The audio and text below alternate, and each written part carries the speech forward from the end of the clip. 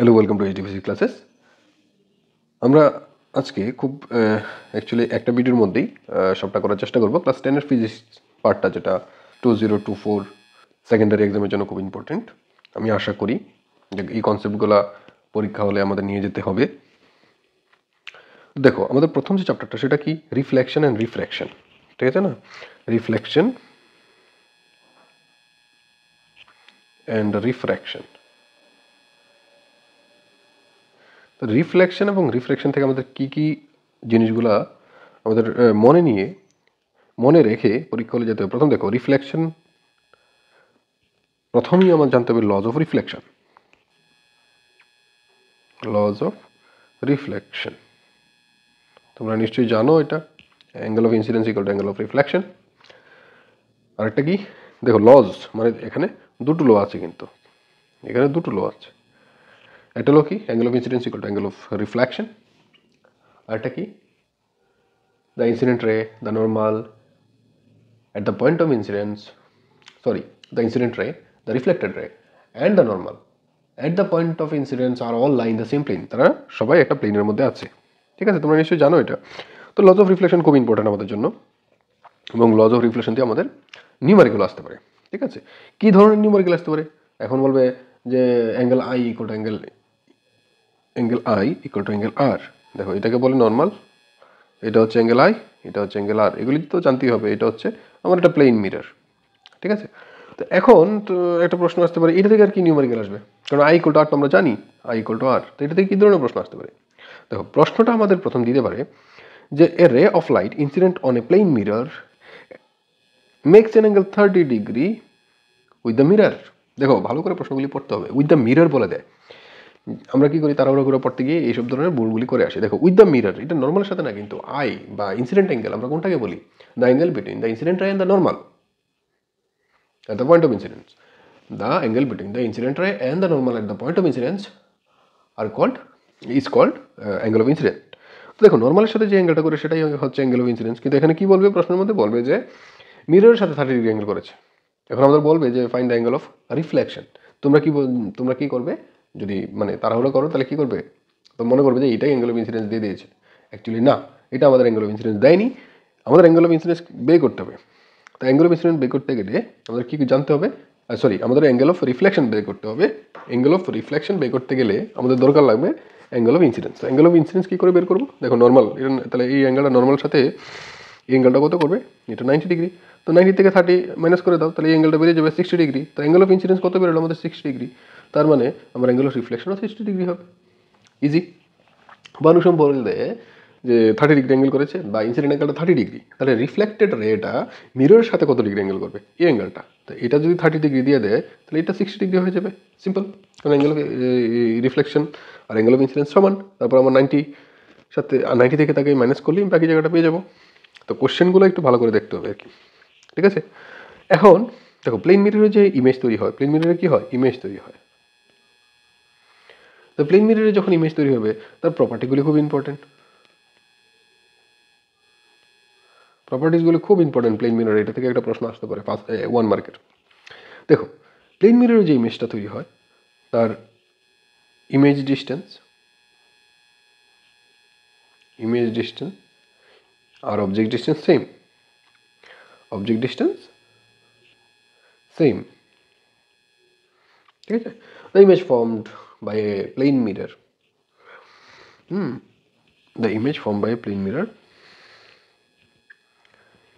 image formed by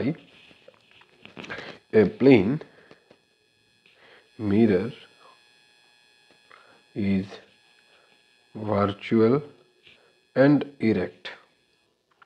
ঠিক আছে, দেখো, ভার্চুয়ালটা কি? যে ইমেজগুলোরে আমরা কি করতে পারবো?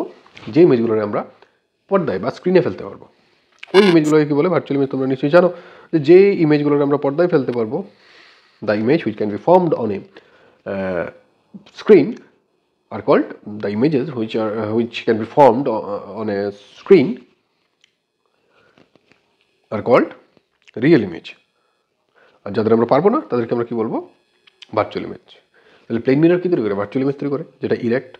আর একটা জিনিস মনে রাখবে, size of image and size of object is same. size of image and the size of object is same. এই জিনিসটা কিন্তু মাথায় রাখবে যে ইমেজের সাইজ এবং অবজেক্টের সাইজ সেম থাকে, ঠিক আছে? ইমেজের সাইজ এবং অবজেক্টের সাইজ সেম থাকে, ঠিক আছে? তো এখানে আমরা এই প্রপার্টিগুলি কিন্তু জানতে হবে। আরেকটা প্রপার্টি তার থাকে, সেটা হলো আরেকটা প্রপার্টি যেটা থাকে সেটা হলো কি partially inverted. The image must be বা image will be partially inverted, ঠিক আছে? ইমেজটা কি পার্শিয়ালি ইনভার্টেড থাকে, অর্থাৎ তুমি যদি কোনো একটা মিররের সামনে দাঁড়াও, তোমার ডান হাতটা তোমার বাঁ হাত লাগবে, অর্থাৎ তোমার রাইট হ্যান্ডটা তোমার লেফট হ্যান্ডের মতো লাগবে তুমি যদি আয়নার সামনে দাঁড়াও বা কোনো একটা মিররের সামনে দাঁড়াও। এই কারণে অ্যাম্বুলেন্স লেখাটা কি থাকে, অ্যাম্বুলেন্স লেখাটা পার্শিয়ালি ইনভার্টেড থাকে। তো সেটা আবার যখন লুকিং মিররে দেখা হয় তখন সেটা আবার উল্টায়। তো দুইবার পার্শিয়াল যদি ইনভার্সন হয় তখন সেটা কী হয়ে যাবে, তখন যেই লেখাটা আমার বোঝার দরকার ছিল সেই লেখাটি আসে, ঠিক আছে? অর্থাৎ উল্টা লেখাটার সামনে যদি কোনো মিরর দেখি তাহলে ঠিক লেখাটা আসে আর কি। তো এখানে হয়ে গেল আমাদের এটা। তারপর আমাদের মিররের পার্ট ক্লাসিফিকেশন। তাহলে মিরর আমরা তো জানি দুই রকমের হয়, একটা হচ্ছে প্লেনটা তো এখন শিখলাম, আর একটা কি স্পেরিক্যাল মিরর আবার দুই রকমের, তোমরা নিশ্চয়ই জানো, এগুলি একটু জেনে গেলে ভালো হয়। স্পেরিক্যাল মিরর দুই রকমের, কি কনকেভ কনভেক্স। কনকেভ মিরর দেখতে কিরকম, এই যে এটা হচ্ছে প্রিন্সিপাল অ্যাক্সিস, তোমরা নিশ্চয়ই জানো, এটা হচ্ছে কনকেভ আর কনভেক্সটা কিরকম দেখতে, এটা হচ্ছে প্রিন্সিপাল অ্যাক্সিস, এই হচ্ছে কনভেক্স।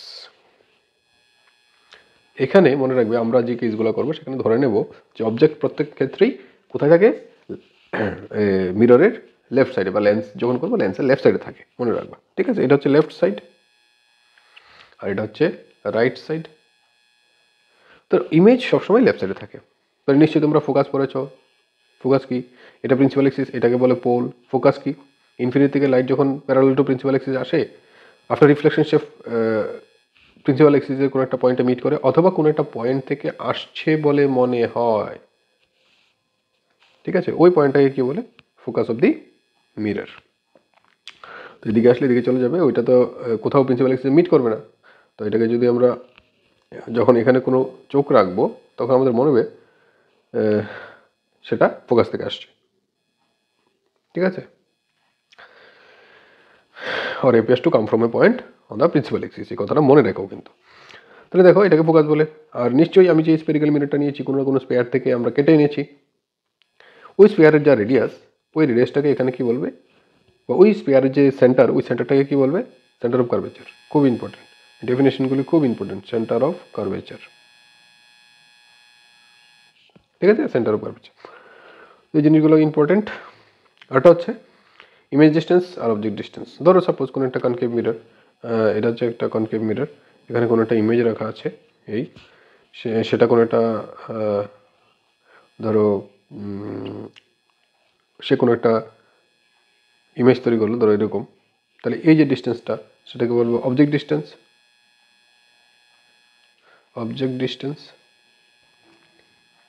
আর এই যে ডিস্টেন্সটা, অর্থাৎ পোল থেকে সব ডিস্টেন্স আমরা মেজার করবো, এটাকে বলবো ইমেজ ডিস্টেন্স। তোমরা এগুলি জানো, তারপরে এগুলি একটু শিখে যেও আর কি, ঠিক আছে? তো এখন আমার দরকার হচ্ছে সাইন কনভেনশন। এটা কোঅর্ডিনেট জিওমেট্রি যদি করে থাকো এটা একদম সোজা। তো দেখো কোনো একটা বডি যদি উপরের দিকে ওঠে তখন আমরা কি নেব, পজিটিভ। কি পজিটিভ নেব, হাইটটা পজিটিভ নেব। কোনো একটা বডি যদি নিচের দিকে নামে তাহলে নেগেটিভ নেব। কি নেগেটিভ নেব, হাইটটা নেগেটিভ নেব, ঠিক আছে? এবার ধরো এখানে লেন্স বা মিরর যদি আমরা রাখি এই পয়েন্টে, তাহলে ধরো যদি অবজেক্ট এদিকে থাকে, ধরো এখানেই আমার অবজেক্টটা, এটাই আমার অবজেক্টটা, তাহলে এটা নেগেটিভ হবে। এটাই ধরো ইমেজটা তৈরি হলো, তাহলে ইমেজ ডিস্টেন্সও নেগেটিভ হবে। ইমেজ ডিস্টেন্স কোনটা, এই পোল থেকে ইমেজের যা ডিস্টেন্স তাকে ইমেজ ডিস্টেন্স বলবো, আর পোল থেকে অবজেক্টের যা ডিস্টেন্স থাকে অবজেক্ট ডিস্টেন্স বলবো, ঠিক আছে? তো এগুলি আমাদের কিন্তু মাথায় রাখতে হবে। যদি এই সাইডে থাকে, অর্থাৎ লেফট সাইডে যদি থাকে তাহলে নেগেটিভ নিতে হবে। উপরের দিকে উঠলে হাইট পজিটিভ, নিচের দিকে নামলে হাইট নেগেটিভ। এখন ইউ তো সবসময় আমার নেগেটিভ হবে, কারণ আমরা সবসময় ধরে নেব যে লাইটটা লেফট সাইড থেকে আসছে।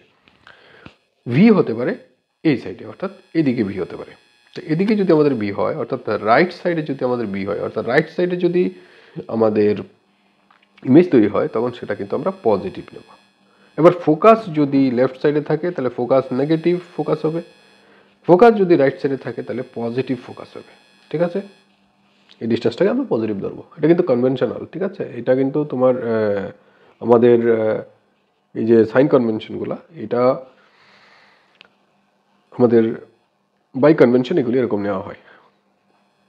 ঠিক আছে, আমরা সাইনগুলি দেখে আমরা বলে দিতে পারবো, যদি আমরা এখানে বুঝে যাই, সাইনগুলি দেখে আমরা বলে দিতে পারবো যে অবজেক্টটা অ্যাকচুয়ালি কি, ইমেজটা অ্যাকচুয়ালি কী তৈরি হয়েছে, রিয়েল ইমেজ তৈরি হয়েছে না ভার্চুয়াল ইমেজ তৈরি হয়েছে। ঠিক আছে, তারপরে খুব ইম্পর্টেন্ট যেটা, সেটা হচ্ছে রে ডায়াগ্রাম। রে ডায়াগ্রাম খুব ইম্পর্টেন্ট, রে ডায়াগ্রামটা খুব ইম্পর্টেন্ট, সেটা পরীক্ষাতে আসবেই, নিউমেরিক্যাল দিয়েও আসতে পারে। তো রে ডায়াগ্রামের জন্য যদি আমরা মিরর ফর্মুলা দিয়ে চিন্তা করি, মিরর ফর্মুলাটা মনে রাখবে 1/v + 1/u = 1/f। ঠিক আছে, এটা হচ্ছে mirror formula.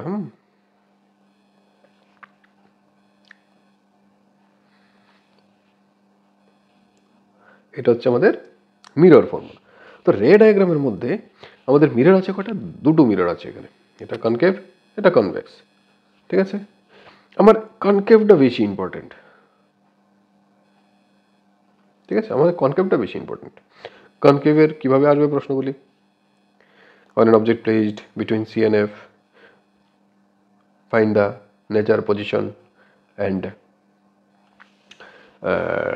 nature, position and size of the image, বা say about the nature, position and size of the image। তো দেখো, এর জন্য মোটামুটি তোমার কতগুলি কেস করতে হবে? বিটুইন সি এন্ড এফ, এবার অবজেক্টটাকে আমরা বিয়ন্ড সি রাখতে পারি, অবজেক্টটাকে বিটুইন ফোকাস অ্যান্ড পুল রাখতে পারি, অবজেক্টটাকে অ্যাট সি রাখতে পারি। ঠিক আছে, এই সবগুলি কেসের জন্য কিন্তু রে ডায়াগ্রাম আঁকতে হবে। তো রে ডায়াগ্রাম আঁকলে আমাদের কিন্তু খুব ইম্পর্টেন্ট রে ডায়াগ্রামটা আঁকা। মনে রাখবে, এখন তো রে ডায়াগ্রাম যেহেতু একটা ভিডিওর মধ্যে সবগুলি চ্যাপ্টার আমি কভার করে দিচ্ছি, তো রে ডায়াগ্রাম এখানে আঁকছি না, নিশ্চয়ই তোমরা রে ডায়াগ্রাম আঁকতে জানো। তো কনকেভ মিররের ক্ষেত্রে ফোকাস এবং পোলের মধ্যে যদি অবজেক্ট রাখা হয়, তার ভার্চুয়াল ইমেজ তৈরি হয়, তোমরা নিশ্চয়ই জানো ব্যাপারটা। ঠিক আছে, তার ভার্চুয়াল ইমেজ তৈরি হয়, তার ভার্চুয়াল ইমেজ তৈরি হয়, এই যে ভার্চুয়াল ইমেজ, সেটা সাইজে বড় হয়, সেটা বিয়ন্ড দ্য মিরর তৈরি হয়, সাইজে বড় হয়, আর কি হয়? ভার্চুয়াল এবং ইরেক্ট। মনে রাখবা আর একটা জিনিস, ভার্চুয়াল হলে ইরেক্ট হবেই, আর রিয়েল হলে ইনভার্টেড হবেই। ঠিক আছে, তো কনকেভ মিররের রে ডায়াগ্রাম ইম্পর্টেন্ট, কনভেক্স মিররও ইম্পর্টেন্ট। মনে রাখবে যে কোনো পজিশনেই রাখি না কেন আমি অবজেক্টকে, সে ইমেজ তৈরি করবে বিটুইন ফোকাস অ্যান্ড পোল। তো দেখো, ফোকাসটা কোন দিকে থাকে? Beyond the mirror. তাহলে মনে রাখবে এটা লেন্সটা কি? কনভেক্স, আর মিররটা কি? Convex mirror. তো কনভেক্স মিররের ফোকাস অলওয়েজ নেগেটিভ। ঠিক আছে, আর এটার focus always positive. Object distance সব ক্ষেত্রে নেগেটিভ হবে, ইমেজ ডিস্টেন্স কিন্তু সব ক্ষেত্রে নেগেটিভ হবে না। যেমন কনভেক্সের ক্ষেত্রে সব সময় সে পজিটিভ হবে। ঠিক আছে, তারপর আমাদের দরকার হচ্ছে ম্যাগনিফিকেশন। রে ডায়াগ্রাম আসবেই। একটা প্রশ্ন এসছে, where should we put an image in front of a concave mirror so that we get what should be the range of the concave mirror of focal length 15 centimeter to get virtual image, virtual আর erect image. অর্থাৎ আমরা concave মিররের কতটুকু রেঞ্জের মধ্যে যদি object রাখি, তাহলে সে virtual এবং ইরেক্ট ইমেজ তৈরি করবে। তার ফোকাল লেন্থ কিন্তু আমাদের বলে দিয়েছে 15 সেন্টিমিটার। তাহলে ফোকাল লেন্থ যদি 15 সেন্টিমিটার হয়, তাহলে 0 to 15 সেন্টিমিটার অবধি সে কী করবে? মানে 15 সেন্টিমিটারের আগ অবধি সে কী করবে? ভার্চুয়াল ইমেজ তৈরি করবে। কিন্তু ফোকাস এবং পোলের মধ্যে কোনো জায়গাতে থাকলে সে ভার্চুয়াল ইমেজ তৈরি করবে। তো তার রেঞ্জ যদি, মানে তার ফোকাল লেন্থ যদি 15 সেন্টিমিটার হয়, তখন আমরা এটা ডাইরেক্টলি বলে দেবো যে পোল থেকে 15 সেন্টিমিটারের মধ্যে কোথাও যদি আমরা রাখি, তখন কী হবে? ভার্চুয়াল ইমেজ তৈরি করবে। এটাকে আমরা এইভাবে লিখতে পারি, ফোকাল লেন্থ 0 থেকে বড় হবে, 15 থেকে ছোট হবে, এই রেঞ্জের মধ্যে তার ভার্চুয়াল ইমেজ পাওয়া যাবে। তারপর ইম্পর্টেন্ট হচ্ছে ম্যাগনিফিকেশন, যেটাকে এম দিয়ে লেখা হয় H2/H1, বা এটাকে -V/U দিয়ে লেখা হয় মিররের ক্ষেত্রে। ঠিক আছে, মিররের ক্ষেত্রে এটা কি? ইমেজ ডিস্টেন্স, ইউটা কি? Object distance. এখন এম যদি নেগেটিভ হয়, মনে রাখবে এম যদি নেগেটিভ হয়, নেগেটিভ আসতেই পারে, এম যদি নেগেটিভ হয়, তার মানে মনে রাখবে ইমেজটা যে তৈরি হয়েছে সেটা রিয়েল আর ইনভার্টেড, রিয়েল মানে ইনভার্টেড, ঠিক আছে। আর যদি পজিটিভ হয় তোমরা নিশ্চয়ই জানো এটা ভার্চুয়াল আর ইরেক্ট হয়ে যাবে। যদি m গ্রেটার দেন 1, তার মানে দেখো h2 এর ভ্যালুটা বেশি বা v এর ভ্যালুটা বেশি। h2টা কি? ইমেজ হাইট অফ ইমেজ, তাহলে h2 h1 থেকে বড়। তো h2 যদি h1 থেকে বড় হয় তাহলে এটা সে গ্রেটার দেন 1 হবে, অর্থাৎ ইমেজের হাইট বেশি, তাহলে এটা ম্যাগনিফাইড। যদি ছোট হয় তাহলে ডিমিনিশড,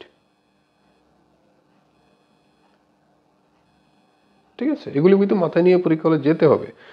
আর যদি ইকুয়াল টু 1 হয় তাহলে size of image and object is same, size of image and object is same. Complete. দেখো রে ডায়াগ্রাম দিয়ে কিন্তু প্রশ্ন আসবে, আর এই ম্যাগনিফিকেশন দিয়ে একটু ঘুরিয়ে পেঁচিয়ে আসতে পারে। রে ডায়াগ্রাম দিয়ে নিউমারিক্যাল আসবেই। নিউমারিক্যাল আসার জন্য ফর্মুলা হচ্ছে কি 1/v plus 1/u equal to 1/f। V positive হবে না নেগেটিভ হবে এটা ডিপেন্ড করবে মিররের কোন সাইডে হচ্ছে, আর ইউ অলওয়েজ নেগেটিভ নেব। কনকেভ হলে এফ নেগেটিভ, কনভেক্স হলে এফ পজিটিভ, ঠিক আছে। এবার ওটা বসিয়ে আমাদের কিন্তু নিউমারিক্যাল করতে হবে। এখান থেকে অনেক সময় নিউমারিক্যাল কীভাবে আসে জানো? ধরো ইউ দেওয়া আছে ধরো 3 সেন্টিমিটার, এম দেওয়া আছে আমার -3, ঠিক আছে। বলে ভি ইকুয়াল টু কত, ঠিক আছে। বা আমার ইউ দেওয়া আছে, এফ দেওয়া আছে,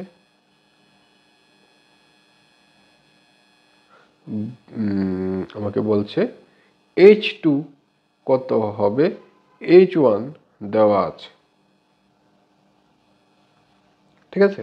এখন দেখো এরকম ধরনের নিয়মের কাজ আসতে পারে। আবার তার সাথে বলে দেবে যে ড্র রে ডায়াগ্রাম, আসবেই একটা প্রশ্ন, diagram of the given problem or support of your answer, to support of your answer, মানে তোমার অ্যান্সারটাকে সাপোর্ট করার জন্য এটা রে ডায়াগ্রাম, বা তোমার যে প্রবলেম তোমাকে দেওয়া হয়েছে সেই প্রবলেমটা সলভ করে তার একটা রে ডায়াগ্রাম ড্র করো। তো দেখো রে ডায়াগ্রাম ড্র করলে প্রথমে তুমি পেন্সিল ব্যবহার করবে, স্কেল নিয়ে যাবে, কম্পাস নিয়ে যাবে। তো এগুলি নিয়ে আমরা রে ডায়াগ্রামগুলি ড্র করবো। এখন দেখো এই ক্ষেত্রে কি আছে, এক্ষেত্রে ভি বের করা খুব সোজা। এম দেওয়া আছে কত, -3, তাহলে এম ইকুয়াল টু আমরা জানি কি, -v/u। তাহলে দেখো মাইনাস কত দেওয়া আছে, -3। ইউ কি হবে, ইউ তো নেগেটিভ, ইউ কি দেওয়া আছে, হ্যাঁ ইউ নেগেটিভ, -3 হবে। তাহলে ভি কত হবে, দেখো ভি ইকুয়াল টু বেরিয়ে যাবে -9 সেন্টিমিটার। আমরা ভি ইজিলি পেয়ে গেলাম। এখন এখানে কি হচ্ছে দেখো, এখানে ইউ দেওয়া আছে, এফ দেওয়া আছে, তাহলে এখানে আমার H2 বের করতে হবে। তাহলে ভি আমার বের করতে হবে, ঠিক আছে। ইউ দেওয়া আছে, এফ দেওয়া আছে, তাহলে ভি বের করার জন্য ফর্মুলা কী ব্যবহার করবো, 1/v plus 1/u equal to 1/f। আমি অঙ্কটা করে দিচ্ছি না, কিন্তু প্রবলেমটা কীভাবে সলভ করতে আমি বলে দিচ্ছি। দেখো প্রথমে আমি কী বের করবো, 1/v। তো 1/v ইকুয়াল টু কী হবে, 1/f মাইনাস 1/u। ইউ তো অলওয়েজ নেগেটিভ নেবো। আচ্ছা এখানে দেখো আমি তো বুঝতে পারছি না যে এটা কনকেভ লেন্স না কনভেক্স লেন্স। তো তার জন্য এটা আমাদের বলে দেবে কনকেভ বা কনভেক্স। তাহলে আমি কনকেভে নিলাম, ঠিক আছে। কনকেভ যদি নেই তাহলে দেখো আমার ফোকাল লেন্থ কী হবে, নেগেটিভ হবে। তাহলে ফোকাল লেন্থ কত আছে, 1.5, তাহলে 1/-1/1.5। আর এটা ইউ তো অলওয়েজ নেগেটিভ, ঠিক আছে। তাহলে মাইনাস মাইনাস হয়ে যাবে প্লাস, প্লাস কত, ইউর ভ্যালু 3, তার মানে 1/3। তো এটাকে যদি আমরা সলভ করি তাহলে কি আসে দেখো, 1/v ইকুয়াল টু নিচে কি আসবে, 1.5 ইন্টু 3, এখানে হবে -3 প্লাস -2, 1.5 যদি চলে যায় হ্যাঁ ঠিক আছে হয়েছে, আর প্লাস হবে 1.5। তাহলে থাকবে কত, মাইনাস উপরে হবে 1.5 ডিভাইডেড বাই 1.5 ইন্টু 3। তাহলে আমার দেখো 1.5 কেটে যাবে, তাহলে 1/v ইকুয়ালটা আমার কত আসবে, -1/3। তাহলে ভি কত আসবে, -3 সেন্টিমিটার। তো ইউ পেয়ে গেছি, বি পেয়ে গেছি, তাহলে এম ইকুয়াল টু কত হবে, এম ইকুয়াল টু কত হবে, এম ইকুয়াল টু হয়ে যাবে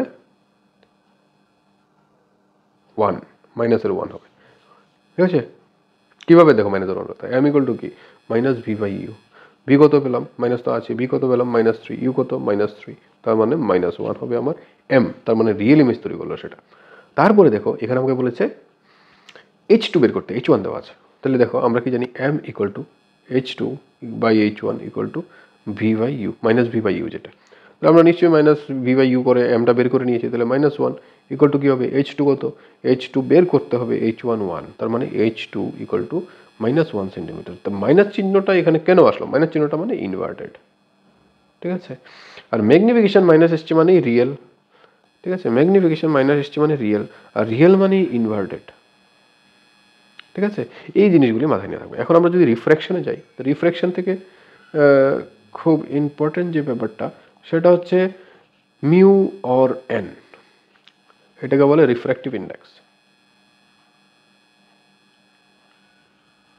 রিফ্র্যাক্টিভ ইন্ডেক্স, তো রিফ্র্যাক্টিভ ইন্ডেক্সের যে জেনারেল ডেফিনেশন সেটা কি, speed of light and it is the ratio of speed of light to the speed of light in vacuum to the speed of light in medium, অর্থাৎ যে medium দিয়ে যাচ্ছে সেই মিডিয়ামের লাইটের স্পিডের উপর লাইটের যে স্পিড হয় সেটাকে যদি আমরা ভি দিয়ে লিখি, আর স্পিড অফ লাইট ইন ভ্যাকুয়ামকে যদি সি দিয়ে লিখি, তাহলে সি/ভি হচ্ছে কি আমার রিফ্র্যাক্টিভ ইন্ডেক্স। এটাকে বলে শুধু রিফ্র্যাক্টিভ ইন্ডেক্স না, এটাকে বলে অ্যাবসোলিউট।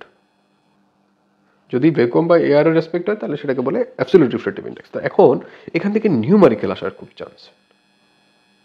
নিউমারিক্যাল কীরকম নিউমারিক্যাল, ধরো এন দিয়ে দেবে তুমি ভি বের করো, অথবা ভি দিয়ে দেবে তুমি এন বের করো। তো তার জন্য আমার কি লাগবে, সি এর ভ্যালুটা লাগবে। তো সি ইকুয়াল টু কত হবে, 3 × 10⁸ মিটার পার সেকেন্ড, ঠিক আছে। এই ব্যাপারটা মাথায় রাখবে, এটাতে নিউমারিক্যাল একটা আসে। তারপরে স্নেলস ল আমার খুব ইম্পর্টেন্ট। স্নেলস ল তোমরা নিশ্চয়ই জানো, যেটা খুব ইম্পর্টেন্ট সেটা হচ্ছে স্নেলেরও কিন্তু এই লটাই, sin i by sin r equal to n, এটা অ্যাবসলিউট রিফ্র্যাক্টিভ ইন্ডেক্স দিয়ে আমরা করলাম। তো এটা দিয়ে কিন্তু নিউমারিক্যাল আসতে পারে। আরেকটা হচ্ছে কি লজ অফ রিফ্লেকশন, ঠিক আছে, লজ অফ রিফ্র্যাকশন, এটার মধ্যে এইটা একটা ল। আরেকটা ল তো তোমরা যেটা ওই লজ অফ রিফ্লেকশনে পড়েছিলে, যে the incident ray, the reflected ray and the normal at the point of incidence আর all lie in the same plane. এটার ক্ষেত্রে কি হবে, the incident ray, the refracted ray and the normal at the point of incidence আর all lie in the same plane, অর্থাৎ তারা same প্লেনে আছে, ঠিক আছে। তো এখন এন এর ভ্যালু আমাদের খুব ইম্পর্টেন্ট, ঠিক আছে। দেখো এখন কোনো ক্ষেত্রে আমার এই যদি স্নেলস ল কাজে লাগাতে লাগে, তখন আমাদের একটা কনফিউশন আসে। কেমন কনফিউশন আসে দেখাচ্ছি।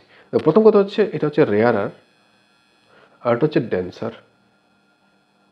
রেয়ারার থেকে যখন ডেন্সার মিডিয়ামে যাওয়া হয়, লাইট যদি রেয়ারার মিডিয়াম থেকে ডেন্সার মিডিয়ামে যায়, তখন এটা অ্যাডভান্স টুয়ার্ডস দ্য নর্মাল, অর্থাৎ নর্মাল দিকে বেগে যায়, ঠিক আছে। তো এখন লাইট যদি রেয়ারার টু ডেন্সার হয়, ডেন্সার টু রেয়ারার হয়, তখন কি হবে, it bends away from the normal, এটা নর্মাল থেকে দূরে চলে যায়। আর লাইটের ডায়াগ্রামে যদি তোমরা এরোস চিহ্ন না দাও ইনসিডেন্ট এবং রিফ্র্যাক্টেড রেয়ার ক্ষেত্রে, তখন কিন্তু নাম্বার কাটা যাবে, ঠিক আছে। তো এখন এইসব জায়গায় যদি আমাদের স্নেলস ল লাগাতে হয়, তখনই প্রবলেমটা হয়ে যাচ্ছে। আরেকটা হচ্ছে কি, দেখো ইনসিডেন্ট রে আর রিফ্লেক্টেড রে এর মধ্যে আরেকটা ব্যাপার আছে। আমরা পড়েছি অ্যাবসলিউট রিফ্লেক্টিভ ইন্ডেক্স, এখন হচ্ছে কি রিলেটিভ রিফ্লেক্টিভ ইন্ডেক্স। এটা দেখে আমরা কি বুঝি, refractive index of medium 2 with respect to medium 1, n/1 মানে কি বোঝায়, refractive index of medium 2 with respect to medium 1, অর্থাৎ n/1 হচ্ছে refractive index of medium 2 with respect to medium 1, এটাকে এইভাবেও লেখা যায়, ঠিক আছে। তো এখন দেখো n ইকুয়াল টু আমরা কি পেয়েছিলাম, c/v। এটা কিন্তু আরও যেহেতু c কনস্ট্যান্ট, তাহলে অনেক সময় এটাও প্রশ্ন আসে যে how n is related to speed of light, ঠিক আছে, অফ দ্যাট মিডিয়াম, মানে ওই মিডিয়ামের মধ্য দিয়ে যে লাইটের যে স্পিড থাকে তার সাথে রিফ্র্যাক্টিভ ইন্ডেক্সের কি সম্পর্ক, ঠিক আছে। তাহলে সেটা ইনভার্সলি প্রপোর্শনাল। তো দেখো এখন n2 কি লিখবো আমরা, সিম্পলি c/v2, আর n1 কি লিখবো, c/v1। তাহলে দেখো c ক্যান্সেল হয়ে যাবে, এটা হবে v1/v2, এইটাও ইম্পর্টেন্ট, ঠিক আছে। এখন দেখো আমি যদি দেখো ডেন্সার মিডিয়াম মানেই যে আমি রেয়ারার মিডিয়াম যে মানেই যে আমি ভ্যাকুয়াম নেবো তার কোনো গ্যারান্টি নেই। তাহলে আমি এটা n1 দিয়ে দিলাম, এটা n2 দিয়ে দিলাম, incident angle i, refracted angle r। সেটার ক্ষেত্রে ডেন্সার মিডিয়ামকে আমি n1 দিয়ে দিলাম, রেয়ারার মিডিয়ামকে n2 দিয়ে দিলাম, এটা হচ্ছে i, এটা হচ্ছে আমার r, ঠিক আছে। এখন স্নেলস লটাকে আমরা কীভাবে লিখলে এই জিনিসটা ভুল আসবে না, দেখো স্নেলস লটাকে যদি আমরা এইভাবে লিখি, i ইকুয়াল টু একটু গ্যাপ দিয়ে আর। আয়ের পরে কি লিখবো আমরা, ওইখানকার রিফ্রেক্টিভ ইন্ডেক্স। আই কোনখানে আছে, রেয়ার আর মিডিয়ামে আছে, তাহলে ওইখানকার রিফ্রেক্টিভ ইন্ডেক্স কত, n1। আর এর পরে আমরা কি লিখবো, ওইখানকার রিফ্রেক্টিভ ইন্ডেক্স, তাহলে কত, n2। আর দুটোর সামনেই আমরা সাইন লিখে দেবো। তাহলে দেখো সাইন আই বাই সাইন আর কত আসলো, উপরে n2 নিচে n1, তাহলে এটাকে কি লিখতে পারবো, n21। তখন এই মিডিয়ামের ক্ষেত্রে এটা আসবে। এটার ক্ষেত্রে কি আসবে, i into equal to r into, তো আর ইন্টু কি আসছে দেখো, n2 আছে, তাহলে n2, এখানে কি আসবে n1, আর উভয় দিকে আমরা সাইন লিখে দেবো। তা দেখো sine i by sine r equal to কি আসলো, n2 বাই n1, তাহলে sine i by sine r equal to n21। ঠিক আছে, মনে রাখবে absolute refractive index always greater than 1, relative maybe less than 1, equal to 1, অনেক কিছু হতে পারে। ঠিক আছে, রিফ্র্যাক্টিভ ইন্ডেক্স দিয়ে কিন্তু নিউমেরিক্যাল আসতেই পারে, খুব ইম্পর্টেন্ট। রিফ্র্যাক্টিভ ইন্ডেক্স বের করা বা speed of light off that in that medium, এটাও বের করে আসতে পারে। তারপরে আমাদের আসছে কিন্তু লেন্স কিন্তু খুব ইম্পর্টেন্ট, চ্যাপ্টারটা একটু বড়। লেন্স কিন্তু আমাদের খুব ইম্পর্টেন্ট। লেন্সের মধ্যে স্পেরিক্যাল লেন্স যেরকম আমরা পড়বো ক্লাস 9-এ, আর সরি 10-এ, সেটা হচ্ছে কি কনকেভ আর হচ্ছে কনভেক্স। কনকেভ লেন্স দেখতে কীরকম, এটা হচ্ছে প্রিন্সিপাল অ্যাক্সিস, এটা হচ্ছে লেন্সের অ্যাক্সিস, এই যে মিডল পয়েন্টটা সেটাকে বলে অপটিক্যাল সেন্টার। এখানে কনভেক্স লেন্স দেখতে এরকম, এটা হচ্ছে অপটিক্যাল সেন্টার, ও দিয়ে লিখে এটাকে, এটা প্রিন্সিপাল অ্যাক্সিস। সেমভাবে এখানে ফোকাসের ডেফিনেশন শিখতে হবে, এখানে centre of curvature, radius of curvature, object distance, image distance, এগুলো জানতে হবে। তো নিশ্চয়ই তোমরা এগুলি পড়েছো, কারণ পরীক্ষা তো দেবেই সামনে, এগুলি তো জানা থাকার কথা। রে of light parallel to principal Axis, incident on spherical lens, then after reflection it will meet at a point on the principal axis or appears to come from a point on the principal axis is called principal focus. তো এখন এখানেও রে diagram খুব important, রে diagram very very important. এখানেও হয় numerical দিয়ে আসবে রে ডায়াগ্রাম, হয় নিউমেরিক্যাল দিয়ে বলবে যে রে ডায়াগ্রামটা ড্র করো। হ্যাঁ, এখানেও নিউমেরিক্যাল আসতে পারে এবং আসবেই উইথ রে ডায়াগ্রাম ছাড়া কোনো নিউমেরিক্যাল আসবে না। তো এখানে আমরা জানতে হবে কোথায় অবজেক্ট রাখলে কোথায় ইমেজ তৈরি হয়। সবসময় আমরা অবজেক্টটাকে লেফট সাইডে রাখবো, নেগেটিভ ধরবো। যদি রাইট সাইডে তৈরি হয় তাহলে সেটাকে আমরা পজিটিভ লিখবো, যদি লেফট সাইডে তৈরি হয় ইমেজ তাহলে সেটাকে আমরা নেগেটিভ লিখবো। যদি রিয়েল ইমেজ তৈরি হয় তাহলে ইনভার্টেড হবে, যদি ভার্চুয়াল ইমেজ তৈরি হয় তাহলে ইরেক্ট হবে। তো এখানে আমরা যে ফর্মুলাটা ব্যবহার করবো সেটা হচ্ছে 1/v, লেন্স ফর্মুলা বলে এটাকে, -1/u = 1/f। তো এখন f u v এর ভ্যালু বসিয়ে আমরা ইমেজ ডিস্টেন্স অফ ডিস্টেন্স আমরা জানতে পারবো। ঠিক আছে, তো এইভাবে কিন্তু এগুলি শিখবেই, এই দেখে যেতে হবে এগুলি। ঠিক আছে, তারপরে কি আসতে পারে এখান থেকে আসতে পারে ম্যাগনিফিকেশন, খুব ইম্পর্টেন্ট। ম্যাগনিফিকেশনটা কি, ম্যাগনিফিকেশন আমরা যদি লেন্স ধরি তাহলে v/u, h2/h1 তো থাকবেই, h2/h1। ঠিক আছে, এখানে কিন্তু দেখো মাইনাসটা নেই, তাহলে লেন্সের ক্ষেত্রে মাইনাস থাকবে না ফর্মুলার মধ্যে, আর মিররের ক্ষেত্রে মাইনাস থাকবে। বাকি কন্ডিশন সেম, যদি m = নেগেটিভ হয় তাহলে রিয়েল হলে ইনভার্টেড, আর যদি m = পজিটিভ হয় তাহলে ভার্চুয়াল, ইরেক্ট। m যদি লেস দেন 1 হয়, গ্রেটার দেন 1 হয় তাহলে ইনভার্টেড, সরি কি বলবো এটাকে, এনলার্জড বা ম্যাগনিফাইড, লেস দেন 1 হলে ডিমিনিশড। ঠিক আছে, আমার পজিশন অফ ইমেজ টিমেজ এই ম্যাগনিফিকেশন দিয়ে ওই আগে যে করেছিলাম ওই ফর্মুলাটা আসতে পারে, m = h2/h1 = v/u। এখন vu দিয়ে বা vf দিয়ে দেওয়া হলো, তখন তুমি u বের করতে হবে। তারপরে এখানে ধরো h1 দেওয়া থাকলে h2টাকে তোমরা বের করতে পারবে। এইসব নিউমেরিক্যালও খুব ইম্পর্টেন্ট থাকে। তারপরে আসে গাড়ির ভিউ ফাইন্ডারে বা or the looking mirror of vehicle is made of is the type of which type of mirror is the, ঠিক আছে, তাহলে নিশ্চয়ই বুঝতে পেরেছো কোশ্চেনটা কি হবে। which type of mirror used in viewfinder, used as a viewfinder mirror of vehicle, মনে রাখবে সেটা কনভেক্স মিরর। কেন কনভেক্স মিরর ব্যবহার করা হয় এটা খুব ইম্পর্টেন্ট, কারণ কনভেক্স মিরর কি হয়, ওয়াইড ফিল্ড এরিয়া দেয়। ঠিক আছে, তার মানে অনেকটা বেশি এরিয়া আমরা দেখতে পারবো, আর সবসময় কী করে, সে ছোটো ইমেজ তৈরি করে। তাহলে অনেকগুলি গাড়িকে আমরা পেছন থেকে দেখতে পারবো। সেই কারণে ভিউ ফাইন্ডারে কনভেক্স মিরর ব্যবহার করা হয়। আর আমরা যে সেলুনে যাই বা বিউটি পার্লারে যাই, সেখানে আমাদের কনকেভ মিরর ব্যবহার করা হয়, কারণ সেখানে বড় করে দেখতে হবে। অথবা আমরা যে দাঁতের চিকিৎসা করাতে যাই, দাঁতের ডাক্তার কিন্তু কী লেন্স ব্যবহার করে, দাঁতের ডাক্তার কিন্তু কনভেক্স লেন্স ব্যবহার করে। এখন বলবে কনভেক্স লেন্স তো রিয়েল ইমেজ তৈরি করে, তাহলে দাঁতের ইমেজ ডাক্তার কী করে দেখে? তোমরা নিশ্চয়ই দেখেছো যে একটা রেঞ্জের মধ্যে সে ভার্চুয়াল ইমেজ তৈরি করে এবং বড় ইমেজ তৈরি করে। কোন জায়গাটা সেটা 0 to ফোকাস, মানে 0 থেকে ফোকাস অবধি যে দূরত্বটা, সেই দূরত্ব অবধি কী করে সে ভার্চুয়াল এবং বড় ইমেজ তৈরি করে। তো দাঁতের ডাক্তার এই লেন্সের প্রপার্টিটা ব্যবহার করে সেটাকে কাজে লাগায়। তারপর সোলার ফার্নেসে কী ধরনের লেন্স কী ধরনের মিরর ব্যবহার করা হয়, সেটা কনকেভ মিরর ব্যবহার করা হয়।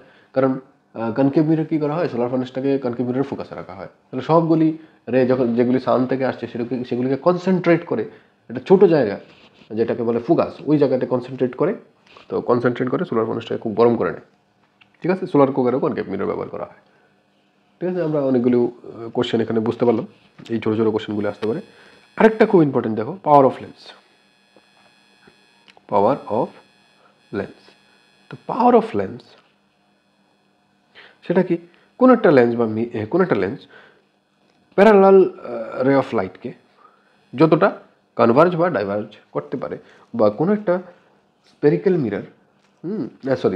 Lens, the ability to converge or diverge the rays incident on lens, মানে কোনো একটা লেন্সে রে পড়লে সে কতটা ডাইভার্জ বা কনভার্জ হতে পারে, সেটাকে বলে পাওয়ার অফ লেন্স। বেশি করতে পারলে বেশি পাওয়ার, কম করতে পারলে কম পাওয়ার। কিন্তু সেটাকে ডিফাইন আমরা কীভাবে করব? P = 1/f when f is in metre. ঠিক আছে, যদি এফটা মিটারে থাকে। আর P = 100/f when f is in centimetre unit. তো পাওয়ারের যে ইউনিট সেটাকে বলে ডায়োপ্টার। ঠিক আছে, এটাকে ক্যাপিটাল ডি দিয়ে লেখা হয়। ঠিক আছে, পাওয়ারও প্লাস মাইনাস হতে পারে। ফোকাল লেন্থ নেগেটিভ হলে পাওয়ার নেগেটিভ, ফোকাল লেন্থ পজিটিভ হলে পাওয়ার পজিটিভ। তো এখন কনভেক্স লেন্সের ক্ষেত্রে ফোকাল লেন্থটা পজিটিভ। ঠিক আছে, কনভেক্স লেন্সের ক্ষেত্রে ফোকাল লেন্থটা পজিটিভ, আর কনকেভ লেন্সের ক্ষেত্রে ফোকাল লেন্থ নেগেটিভ। তো যদি কনকেভ লেন্স আমরা চোখে ইউজ করি তখন আমাদের পাওয়ারটা হবে মাইনাস, আর কনভেক্স যদি ব্যবহার করি তাহলে আমার পাওয়ারটা হবে প্লাস। ঠিক আছে, তো মোটামুটি এগুলি আমাদের রিফ্লেকশন আর রিফ্র্যাকশন থেকে আসবে। তারপরে আমাদের আছে কি যে চ্যাপ্টার, সেটা হচ্ছে আমাদের human I and colourful world. ঠিক আছে, human I and colourful world. এখান থেকে আমাদের কিন্তু আমাদের যে চোখটা, এই চোখের কিন্তু আমাদের ফিগার জানতে হবে। ঠিক আছে, এই চোখের আমাদের ফিগার জানতে হবে কিন্তু। ঠিক আছে, আমি একটা রাফ ফিগার ড্র করছি।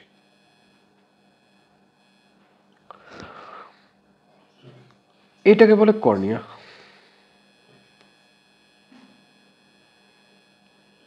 কর্নিয়াটা কি করে? আমাদের চোখের যে বাইরের পার্টটা, সেটাকে যেখান দিয়ে ফার্স্ট লাইট এন্টার করে সেটাকে কর্নিয়া বলে, তোমরা নিশ্চয়ই জানো। তারপরে যে লিকুইডটা থাকে সেটাকে বলে অ্যাকুয়াস হিউমার। তারপরে কি থাকে? আইল্যান্স। ঠিক আছে, আইল্যান্সের আগে একটা ছোট জায়গা থাকে।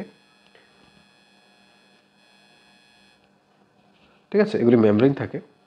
এই মেমব্রেন, এটা তোমার কি বলবো, মেমব্রেনগুলো এরকমভাবে থাকে। ঠিক আছে, আমাদের চোখের অ্যাকচুয়ালি এটা তো চোখের একটা সেকশন, এটা পুরোটা চোখ না, পুরোটা চোখ আমরা 2D তে আঁকতে পারবো না। তাহলে আমাদের চোখের ঠিক কর্নিয়ার পরে এরকম একটা জায়গা থাকে, এই জায়গার মধ্যে অনেকগুলি মেমব্রেন এভাবে থাকে। তো এটাকে বলে পিউপিল, আর এটাকে বলে কি? আইরিশ। এটাকে বলে কি?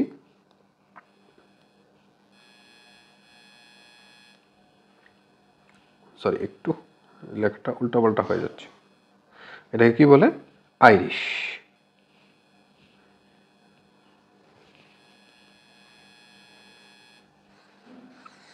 তারপরে আমার কি থাকে? তারপরে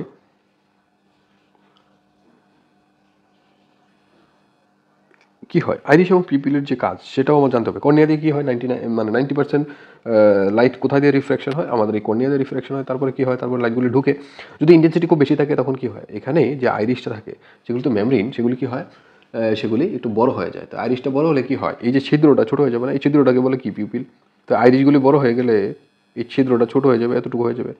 তো আমাদের এটা কিন্তু চোখটাকে আইল্যাশটাকে প্রোটেক্ট করে, ঠিক আছে। আমার এই আইল্যাশটাকে কী করে, সে প্রোটেক্ট করে, ঠিক আছে, বেশি এবং কম লাইট যাওয়ার জন্য। আবার কম লাইট যদি থাকে তখন কি হয়, কম লাইট যদি থাকে তখন কিন্তু কি হয়, তখন আইরিশগুলো ছোটো হয়ে যায় এবং পিপিল মানে ছিদ্রটা বড় হয়ে যায়, ঠিক আছে। তো আইরিশ যদি বড় হয়ে যায় এবং পিপিল যদি ছোটো হয়ে যায় তাহলে কম ইন্টেন্সিটি লাইট ঢুকবে, আর এবং আইরিশ যদি ছোটো হয়ে যায় এবং পিপিল যদি বড় হয়ে যায় তখন বেশি লাইট ঢুকবে। অর্থাৎ কম ইন্টেন্সিটি লাইট থাকলে আমাদের এই কাজটা করে, চোখ নিজের থেকেই করে। তারপর কি থাকে, তারপর থাকে আমাদের সিলিয়ারি মাসেলস, ঠিক আছে। তারপর কি থাকে আমাদের সিলিয়ারি মাসেলস, এইগুলিকে বলে সিলিয়ারি মাসেলস, ঠিক আছে। তো এটাকে বলে সিলিয়ারি মাসেলস,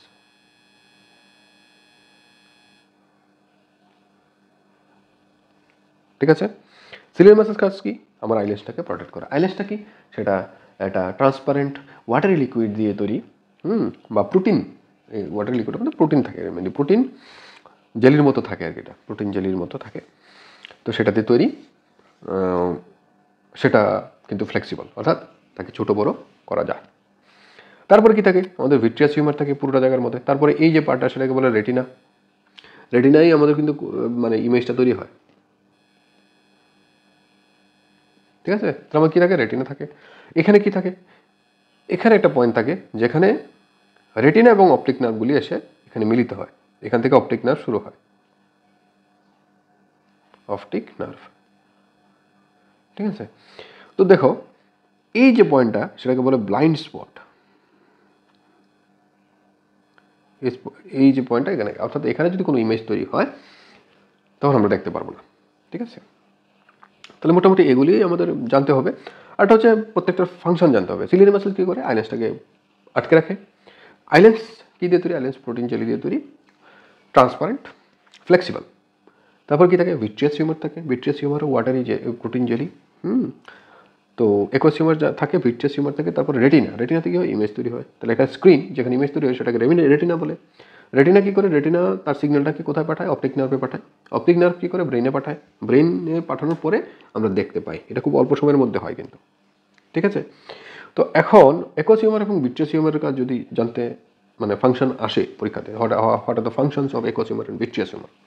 প্রথমত যে একোয়াস হিউমার এবং ভিট্রিয়াস হিউমার আমাদের এই চোখের প্রেশার, আইবলের প্রেশারটা মেনটেন করে কিন্তু, ঠিক আছে।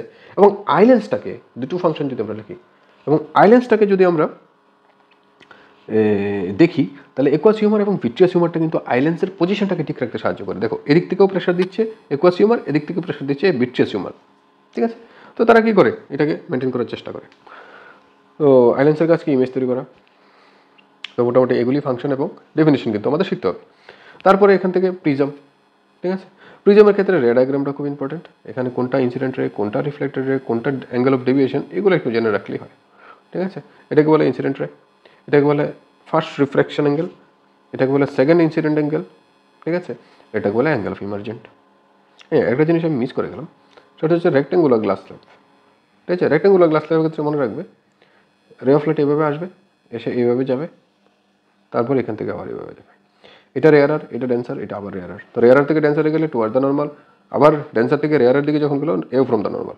এটা যদি আই হয়, এটা যদি ই হয়, তাহলে মনে রাখবে সবসময় রেক্টেঙ্গুলার গ্লাস স্ল্যাবের ক্ষেত্রে আই ইকুয়াল টু ই, ঠিক আছে। অর্থাৎ angle of incidence equal to angle of emergent. আবার এটাও আসতে পারে দে আর প্যারালাল, এই যে দেখো এর এটা এদিকে এরকম, তাহলে এটা প্যারালাল।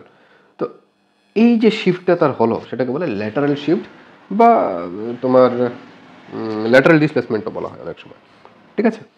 তো এই জিনিসটা একটু জেনে রেখো, আর এখানে এই ফিগারটা জেনে রেখো, আর এখানে অ্যাঙ্গেল অফ ডেভিয়েশনটা একে দিয়ে দিও যদি আসে। অ্যাঙ্গেল অফ ডেভিয়েশনটা কী, এখানে অ্যাঙ্গেল অফ ডেভিয়েশন মানে দেখো লাইটটা কোন দিকে যাচ্ছিল, এদিকে যাচ্ছিল, আলটিমেটলি গেল কোন দিকে, এদিকে গেল। তো যেদিকে যাচ্ছিল আর যেদিকে গেল তাদের মধ্যে যে অ্যাঙ্গেল, এটাকেই বলে অ্যাঙ্গেল অফ ডেভিয়েশন। যে কোনো ক্ষেত্রে তুমি রিফ্লেকশনের ক্ষেত্রে দেখতে পারো, রিফ্লেকশনের ক্ষেত্রে দেখতে পারো। দেখো রিফ্লেকশনের ক্ষেত্রে আমরা দেখি এইভাবে আসলো, এইভাবে হলো, যেতে চাইছিল সে কোন দিকে, এইদিকে, ঠিক আছে। কিন্তু যাবে কোন দিকে, এইদিকে। অ্যাকচুয়ালি যেতে চাইছিল সে এদিকে, গেল এইদিকে। ঠিক আছে, তো তাদের মধ্যে যে অ্যাঙ্গেলটা এটাকে বলবো কি আমরা অ্যাঙ্গেল অফ ডেভিয়েশন। ঠিক আছে, প্রিজমের এই জিনিসটা আমরা জেনে গেলাম। আর হচ্ছে কি টুইঙ্কলিং অফ মানে অ্যাটমসফিয়ারিক রিফ্র্যাকশন, যেটা twinkling of star, advance sunrise, delay sunset, তারপরে তোমার আছে রেইনবো কেন দেখি, আচ্ছা স্ক্যাটারিং এবং ডিসপারশন খুব ইম্পর্টেন্ট, কেন আমরা ব্লু কালারটা দেখি স্কাইয়ের মধ্যে। ঠিক আছে, এগুলো একটু ইম্পর্টেন্ট।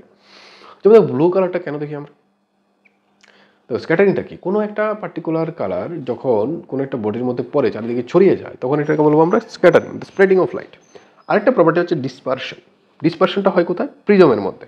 এখানে এখানে আমি ফিগারটা আঁকতে ভুলে গেছিলাম, আমি দেখাবো। তো প্রথম কি স্ক্যাটারিং, স্ক্যাটারিংটা কি হচ্ছে কোনো একটা পার্টিকুলার কালার যদি বেশি পরিমাণে মানে ছড়িয়ে যায় একটা বডির মধ্যে পড়ে তখন সেটাকে বলবো আমরা স্ক্যাটারিং। যেমন লাইট পার্টিকেলগুলির মধ্যে লো ওয়েভ লেন্থের লাইটগুলি বেশি স্ক্যাটার হয়। লো ওয়েভ লেন্থের মধ্যে কী থাকে, ভায়োলেট, ব্লু, এগুলি থাকে। তো এখন আমাদের চোখগুলি কিন্তু ব্লু লাইট সেন্সিটিভ। ঠিক আছে, তো আমাদের অ্যাটমসফিয়ারের মধ্যে লাইট আর পার্টিকেলস খুব বেশি পরিমাণে থাকে। যখন লাইট এসে ওই লাইটার পার্টিকেলসগুলিতে পড়ে তখন কিন্তু এই কম ওয়েভলেন্থের লাইটগুলি বেশি স্ক্যাটার হয়, যে কারণে আমাদের চোখে ব্লু লাইট, যেহেতু আমাদের চোখ ব্লু লাইট সেন্সিটিভ, তাই আমাদের কাছে মনে হয় যে আকাশের কালারটা বা স্কাইয়ের কালারটা ব্লু। ঠিক আছে, সেম স্ক্যাটারের কারণে ফগ কিন্তু সাদা লাগে। ফগ আমাদের কাছাকাছি থাকে, সবগুলি কালারই আমাদের কি হয়, স্ক্যাটার হয়, যে কারণে আমরা দেখি সাদা দেখি। আবার কি হয় অনেক সময় ওই সূর্য যখন মানে সানরাইজের সময় বা সানসেটের সময় সূর্যকে কীরকম লাগে, সানকে কীরকম লাগে, লাল লাগে কেন, কারণ আসার সময় সবগুলি কালার কি হয় আমাদের অ্যাবজর্ব হয়ে যায়। বাকি যেহেতু রেড লাইটের ওয়েভলেন্থ সবচেয়ে বেশি, সেটাই আমাদের চোখে এসে পৌঁছায়। তারপরে আচ্ছা আমাদের ডিসপারশন থেকে আসতে পারে রেইনবো ফরমেশন। ঠিক আছে, মনে রাখবে প্রিজমে যখন লাইট পড়ে সে লাইট কি হয় 7টা কালারে ডিভাইড হয়েছে, তোমরা নিশ্চয়ই সেটা জানো। এই যে ডিভিশনটা হয় সেটাকেই বলে কিন্তু ডেভিয়েশন। ঠিক আছে, সেটাকে বলে ডেভিয়েশন। সেটা কি ভিপজিয়ার,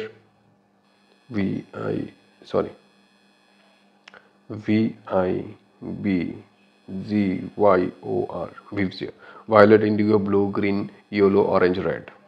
ঠিক আছে, তাহলে রেডের কিন্তু ডেভিয়েশন কম হয়, অর্থাৎ যার ওয়েভলেন্থ বেশি তার ডেভিয়েশন কম হবে, যার ওয়েভলেন্থ কম তার ডেভিয়েশন বেশি হয়। এই জিনিসটা মাথায় রাখবে। এখন লাইট যখন ওয়াটার ড্রপলেটের মধ্যে পড়ে,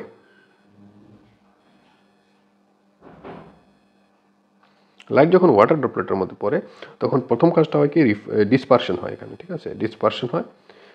ডিসপারশন হয় কি হয়, টোটাল ইন্টারনাল রিফ্লেকশন এদিকে চলে আসে। তো প্রথম হলো ডিসপারশন 7টা কালার, তারপরে কি হয় আবার টোটাল ইন্টারনাল রিফ্লেকশন হয়ে আমাদের চোখে আসে। তো আমরা কি দেখি, এই প্রপার্টিটার জন্য আমরা রেইনবো দেখি। ঠিক আছে, তো রেইনবো ফরমেশন আসতে পারে অথবা ফিগারটা আসতে পারে। তো রেইনবো অনেক সময় এরকম কোশ্চেনও আসে যে রেইনবো ফরমেশনের জন্য কী কী প্রপার্টি বা কী কী ফেনোমেনন আমরা দেখি। প্রথম দেখো রিফ্র্যাকশন তো দেখি, কারণ ডিসপারশন হলেও রিফ্র্যাকশন হবে। তো রিফ্র্যাকশন দেখি, ডিসপারশন দেখি, টোটাল ইন্টারনাল রিফ্লেকশন দেখি। ঠিক আছে, মোটামুটি এই ধরনের কোশ্চেনগুলি খুব ইম্পর্টেন্ট, এগুলি ভালো করে পড়ে যাও। তারপরে আমাদের যে চ্যাপ্টারটা খুব ইম্পর্টেন্ট সেটা হচ্ছে গিয়ে আমাদের রে অফ মানে ইলেকট্রিসিটি, যেটা আর কি কারেন্ট ইলেকট্রিসিটি। ঠিক আছে, ইলেকট্রিসিটি, ইলেকট্রিসিটিতে খুব ইম্পর্টেন্ট। প্রথমেই আমি বলে দিচ্ছি, দেখো ভি জানতে হবে, ভি মানে potential, electric potential or electric potential difference, তার ডেফিনেশন জানতে হবে। আই জানতে হবে, কিউ জানতে হবে, আর আর জানতে হবে প্রথমত। তো ভি ইকুয়াল টু কি, দেখো এগুলি তো নিউমেরিক্যাল জানতেই হবে, ডব্লিউ বাই কিউ, অর্থাৎ the amount of work done to bring a unit positive charge from infinity two a point in an electric field. যদি আমার ভি ডিফারেন্স থাকে আমি ডেল্টা ভি দিয়ে লিখছি, ডিফারেন্স যেহেতু পটেনশিয়াল ডিফারেন্স, তাহলে এটাও কিন্তু same. The amount of work done to bring a unit positive charge from a point in higher potential to a point in lower potential, অর্থাৎ higher potential থেকে lower পটেনশিয়ালের দিকে কোনো একটা ইউনিট পজিটিভ চার্জকে নিয়ে যেতে যে ওয়ার্ক ডান হবে সেটাকে আমাদের পটেনশিয়াল ডিফারেন্স বলা হবে। এখন দেখো আসতে পারে পটেনশিয়াল 1 ভোল্ট পটেনশিয়াল ডিফারেন্স বা 1 ভোল্ট পটেনশিয়াল বলতে আমরা কি বুঝি, তখন আমরা কি বলবো, যদি 1 ভোল্ট বলে তাহলে এটাকে আমরা করে নেবো 1, এটাকেও করে নেবো 1, আর ওয়াট ডানের ইউনিট কি জুল, আর কিউর ইউনিট কি কুলম। তাহলে the amount of work done to bring 1 coulomb charge from infinity two a point in electric, if 1 joule work is done to bring a unit positive charge, অর্থাৎ to bring a 1 coulomb charge from infinity to a point in an electric field, then the potential of this point, then the electric potential of that point is 1 volt. ঠিক আছে, এটা important. আচ্ছা I কি করে বের করবো, I জানতে গেলে আমার কিউ জানতে হবে। কিউ কি, কিউ হচ্ছে চার্জ। চার্জ কি, চার্জ একটা প্রপার্টি। আর তার ফ্লো কী তৈরি করে? ইলেকট্রিসিটি তৈরি করে। ঠিক আছে, আরেকটা মনে রাখবে, চার্জ বলতে আমরা ইলেকট্রনকেই বুঝবো। আমরা পজিটিভ চার্জটাকে আপাতত নেব না, কারণ পজিটিভ চার্জের মোবিলিটি অনেকটা কম। অ্যাকচুয়ালি মোবিলিটি হয় মানে মোবাইল পার্টিকেল হচ্ছে ইলেকট্রন, ইলেকট্রনের মোবিলিটি খুব বেশি। ঠিক আছে, আর ইলেকট্রন যেদিকে যায় কনভেনশনাল কারেন্ট ঠিক তার উল্টা দিকে ধরা হয়। আমি আর ডিপে যাচ্ছি না এখানে। তাহলে কিউ আমরা কি জানি, কিউটা কি? চার্জ। চার্জ কী হবে? পজিটিভ হতে পারে, নেগেটিভ হতে পারে। নেগেটিভ হলে ইলেকট্রন, পজিটিভ হলে আয়ন। ইলেকট্রন তো নেগেটিভ চার্জ বা নেগেটিভলি চার্জড আয়নও হতে পারে। পজিটিভ মানে প্রোটন হতে পারে অথবা পজিটিভলি চার্জড আয়ন হতে পারে। ঠিক আছে, এখন আই ইকুয়াল টু আমরা কি লিখতে পারি? I equal to Q by T. ঠিক আছে, আচ্ছা, ভি এর ইউনিট কি? SI unit, volt. অনেক সময় প্রশ্ন আসে, joule per coulomb is the unit of which quantity. দেখো, joule per coulomb, joule per coulomb is the unit of which quantity. এটা ভোল্ট, অর্থাৎ তখন আমরা কোয়ান্টিটিটা লিখতে হবে যে এটা ইলেকট্রিক পটেনশিয়ালের ইউনিট। তাহলে আয়ের ইউনিট কি? অ্যাম্পিয়ার। এটাকে এ দিয়ে লেখা হয়। ঠিক আছে, অ্যাম্পিয়ার খুব important. The rate of flow of charge, সেটাকে কারেন্ট বলে। এখন আমার যেটা ইম্পর্টেন্ট সেটা হচ্ছে রেজিস্ট্যান্স। রেজিস্ট্যান্সের ধারণাটা আমরা প্রথম আসে কোথা থেকে? ওহমস ল থেকে। ওহমস লটা কি? ভি ইকুয়াল টু আই আর। আমি জাস্ট ম্যাথমেটিক্যাল রিলেশনটাই লিখলাম। আরটা কি? রেজিস্ট্যান্স। ঠিক আছে, এখান থেকে আর কি আসতে পারে? আর ইকুয়াল টু কি? V by I. ঠিক আছে, আর এর ইউনিট কি? ওহম। এটাকে এইভাবে লেখা হয়, ওহমের চিহ্নটাকে এইভাবে লেখা হয়। আচ্ছা, এখন আসতে পারে 1 ওহম রেজিস্ট্যান্স বলতে কি বুঝো? 1 ওহম রেজিস্ট্যান্স কি? ভি ইকুয়াল টু 1 ধরবো, আই ইকুয়াল টু 1 ধরবো, তখন রেজিস্ট্যান্স 1 হয়ে যাবে। 1 ampere current is passed through a conductor having potential difference 1 volt, then the resistance of the conductor is 1 ohm. ঠিক আছে, এইভাবে কিন্তু আমাদের রেজিস্ট্যান্সের 1 ওহম রেজিস্ট্যান্সের ডেফিনেশন আমরা লিখতে পারি। ইউনিট আমরা জেনে গেলাম। দেখো, ভি বাই আই, আমরা change in voltage, change in current, এগুলিও কিন্তু আমরা করতে পারি। Change in voltage, change in current কিন্তু আমরা করতে পারি। তাহলে আমরা 1 ওহম রেজিস্ট্যান্সের ডেফিনেশন কিন্তু আমরা জেনে গেলাম। আর একটা জিনিস দেখো, আমরা change in potential and change in current, মানে potential difference divided by change in current আমরা কিন্তু করতে পারি। তো অ্যাকচুয়ালি এটা ডাইনামিক রেজিস্ট্যান্সের জন্য আমরা এরকম করি। যাই হোক, তোমরা ভি বাই আই মনে রাখবে। তো আমাদের যদি বলে V versus I graph draw করো, ভি আই যদি ওহমস ল মানে সে স্ট্রেট লাইন এবং পাসিং থ্রু দ্য অরিজিন, এটা হতে হবে।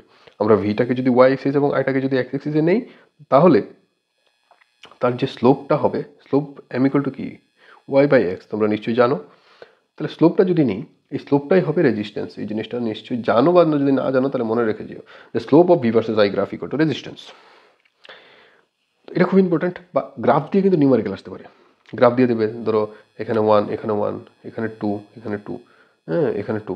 তো এইগুলি দিয়ে কিন্তু বলতে পারে যে যখন পটেনশিয়াল 2 ভোল্ট ছিল বা পটেনশিয়াল ডিফারেন্স 2 ভোল্ট ছিল, তখন কারেন্ট কত যাচ্ছিল। ঠিক আছে, আচ্ছা, এখন হচ্ছে ওহমস ল কি সব দিকে সমান, মানে সব ক্ষেত্রে মানে মানে ওহমস লর মধ্যে কি কোনো লিমিটেশনস আছে? নিশ্চয়ই আছে। দেখো, ওহমস লর মধ্যে প্রথম কন্ডিশন হচ্ছে টেম্পারেচার কনস্ট্যান্ট থাকতে হবে। ঠিক আছে, আর দ্বিতীয় কন্ডিশন যেটা, সেটা হচ্ছে কিন্তু এটা মেটাল বা অন্যান্য যত রকমের ফিজিক্যাল ফেনোমেনন আছে সব কনস্ট্যান্ট রাখতে হবে। ঠিক আছে, যেটা আইডিয়ালি কিন্তু সম্ভব হয়ে পড়ে না। তো ওহমস ল এটা একটা আইডিয়াল কেস। ঠিক আছে, এখন যদি টেম্পারেচার কনস্ট্যান্ট না থাকে, তখন কিন্তু রেজিস্ট্যান্সটা কনস্ট্যান্ট থাকে না।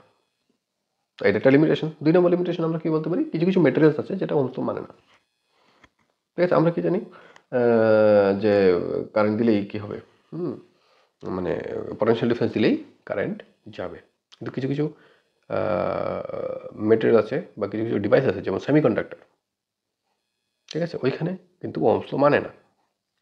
যেমন আমরা যদি এখানে একটা কথা থাকে ফরওয়ার্ড বাইস, রিভার্স বাইস। ফরওয়ার্ড বাইসে যখন আমরা কানেক্ট করবো কোনো একটা ব্যাটারিকে, তখনই কারেন্ট যাবে, আর রিভার্স বাইসে কোনো কারেন্ট যাবে না, অর্থাৎ কোনো একটা পার্টিকুলার কন্ডিশনে কারেন্ট যায়। তো ওই জায়গাতে কিন্তু ওহমস ল ভ্যালিড হচ্ছে না। ঠিক আছে, তো ওহমস ল লিমিটেশন কিন্তু খুব ইম্পর্টেন্ট। রেজিস্ট্যান্সের ইউনিট। তারপরে নেক্সট যেটা ইম্পর্টেন্ট সেটা হচ্ছে রেজিস্টিভিটি। এটা মেটেরিয়ালের প্রপার্টির উপর ডিপেন্ড করে। যদি আসে, রেজিস্টিভিটি কিসের উপর ডিপেন্ড করে? রেজিস্টিভিটি ডিপেন্ড করে মেটেরিয়ালের প্রপার্টির উপরে। আচ্ছা, এখন আরেকটা প্রশ্ন, সেটা হচ্ছে কি, on what factor does the resistance of a conductor depends? কী কী ফ্যাক্টরের উপর রেজিস্ট্যান্সগুলি ডিপেন্ড করে? কোনো একটা কন্ডাক্টরের কী কী ফ্যাক্টরের উপর রেজিস্ট্যান্সগুলি ডিপেন্ড করে? দেখো, রেজিস্ট্যান্স ডিপেন্ড করে প্রথম কথা হচ্ছে লেন্থের উপর ডিপেন্ড করে, এরিয়া অফ ক্রস সেকশনের উপর ডিপেন্ড করে, মেটেরিয়ালের উপর ডিপেন্ড করে, আর টেম্পারেচারের উপর ডিপেন্ড করে। তো লেন্থের সাথে ডাইরেক্টলি প্রপোর্শনাল, এরিয়ার সাথে ইনভার্সলি প্রপোর্শনাল, ঠিক আছে, তো এটাকে যদি আমরা একসাথে লিখি তাহলে আর প্রপোর্শনাল টু এল বাই এ, তখন একটা নতুন জিনিস আসে রো এল বাই এ। রটা হচ্ছে প্রপোর্শনালিটি কনস্ট্যান্ট, সেটাকে রেজিস্টিভিটি বলা হয়। এটা কন্ডাক্টরের ম্যাটেরিয়ালের উপর ডিপেন্ড করে। ঠিক আছে, যে ম্যাটেরিয়ালের রেজিস্ট্যান্স বেশি সেটার রেজিস্টিভিটিও বেশি, মনে রাখবে। এটা দিয়ে নিউমারিক্যাল অবশ্যই আসতে পারে, এটা দিয়ে numerical must important, most important. কিন্তু এখানে নিউমারিক্যাল খুব ইম্পর্টেন্ট, এটা হচ্ছে এই ফর্মুলা দিয়ে। ঠিক আছে, রেজিস্টিভিটি কিন্তু খুব ইম্পর্টেন্ট, একটা প্রপার্টি ম্যাটেরিয়ালের, আর এটার উপরে কিন্তু এটা নিউমারিক্যাল আসবে। মনে রাখবে কোনো কন্ডাক্টরকে যদি বা কোনো কন্ডাক্টরকে যদি টেনে লম্বা করা হয়, তার ভলিউমের কিন্তু কোনো পরিবর্তন হয় না, ভলিউম কনস্ট্যান্ট, ভলিউম কনস্ট্যান্ট থাকে। এই জিনিসটা নিয়ে কিন্তু আমাদের কাজ করতে হবে, ভলিউম কনস্ট্যান্ট। তাহলে কি হলো, প্রথমে ছিল এল, তারপরে করে নিয়েছে 12।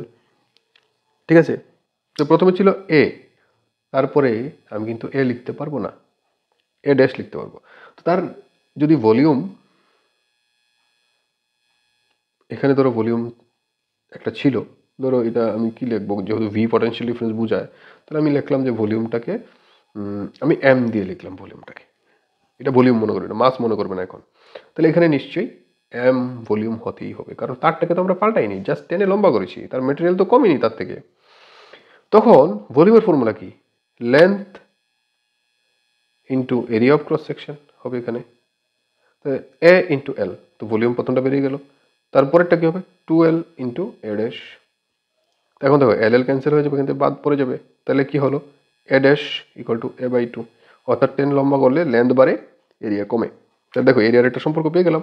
তো এখন যদি ফর্মুলাতে বসিয়ে দিই, আর ড্যাশ যদি র এল ড্যাশ বাই এ ড্যাশ, প্রথম কি হবে, আর ইকুয়াল টু র এল বাই এ, পরেরটাতে কি হবে, আর ইকুয়াল টু র এল ড্যাশ। তো র তো কনস্ট্যান্ট থাকবে, যেহেতু তারটা একই তার, রটা কনস্ট্যান্ট থাকবে, কারণ কন্ডাক্টরের মেটেরিয়াল উপর ডিপেন্ড করে, তো মেটেরিয়াল তো চেঞ্জ করিনি আমরা।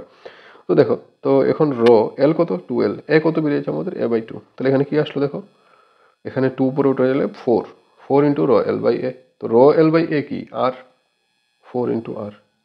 ঠিক আছে, অর্থাৎ 10 যদি ডাবল করা হয় তার লেন্থ, তাহলে তার রেজিস্ট্যান্স কত বাড়বে, 4 টাইমস বাড়বে। মনে রাখবে আবার কি, যদি লেন্থ বাড়ায় তাহলে রেজিস্ট্যান্স বাড়ে, আর যদি এরিয়া বাড়ায় রেজিস্ট্যান্স কমে, এরিয়া অফ ক্রস সেকশন। ঠিক আছে, এই জিনিসটা কিন্তু খুব ইম্পর্টেন্ট। তারপর হচ্ছে কম্বিনেশন অফ রেজিস্ট্যান্সেস, এটা কিন্তু খুব ইম্পর্টেন্ট, এটাতে নিউমেরিক্যাল থাকার চান্স আছে। যেমন series combination, series are parallel. সিরিজের ক্ষেত্রে কি কনস্ট্যান্ট থাকে, মনে রাখবে আই কনস্ট্যান্ট। এটার ক্ষেত্রে কি কনস্ট্যান্ট থাকে, ভি কনস্ট্যান্ট। আচ্ছা, কোন একটা সার্কিটের আই কিভাবে মেজার করবো, যে ডিভাইস অ্যামমিটার। ভি কিভাবে মেজার করবো, ভোল্ট মিটার, খুব ইম্পর্টেন্ট।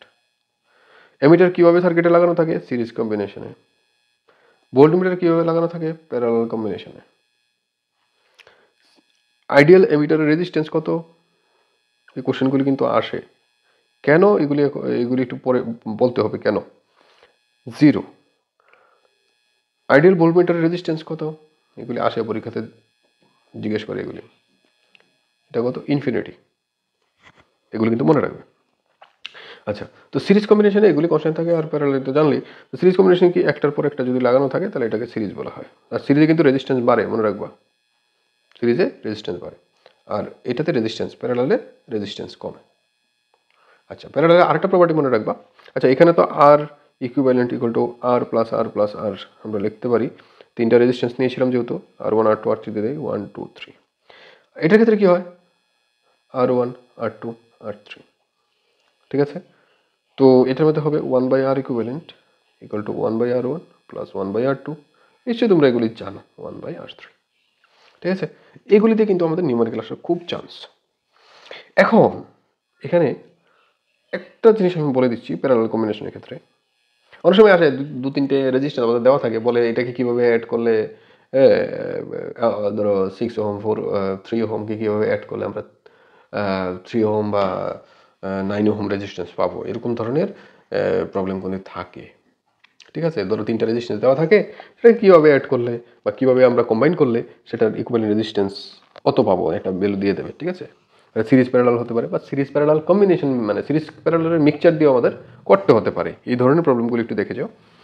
আর এখানে দেখো 1/R তো হ্যাঁ, ধরো সাপোজ আমার যে প্যারালাল কম্বিনেশন যে ছিল সেখানে ধরো এখানে এটা 1 ওহম, এটা 2 ওহম, এটা 3 ওহম, এরকম যদি থাকে তাহলে কিন্তু আর ইকুইভ্যালেন্ট মনে রাখবা <1 ওহম হবে।